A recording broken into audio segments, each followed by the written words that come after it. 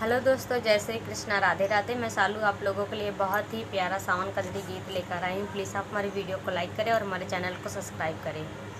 मेरे मैके की जब सुधी आई पिया, छुटा तारो आई पिया ना हो। मेरे मैके की जब सुधी आई पिया, छुटा तारो आई पिया ना।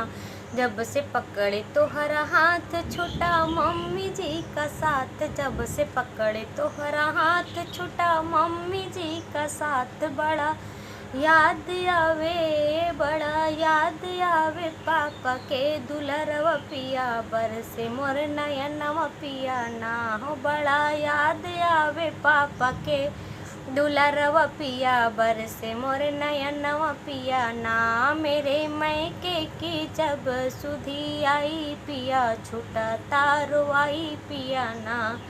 आए तो हरे निघरवा दूर भैले मोर बिरनवा, आए तो हरे निघरवा दूर भैले मोर बिरनवा। बड़ा याद आवे, बड़ा याद आवे बचपन के खेलनवा पिया, छूटे मोर अंगनवा पिया ना हो। बड़ा याद आवे बचपन के खेलनवा पिया, छूटल मोर अंगनवा पिया ना हो। मेरे मैके की जब सुधी आई पिया, छूटता रोवाई पिया ना। इहा सावनी बहार मन में लागल बयास, इहा सावनी बहार मन में लागल बयास। बड़ा याद आवे, बड़ा याद आवे झूला के झुलाई पिया, छूटा तारो आई पिया ना हो। बड़ा याद आवे झूला के झुलाई पिया,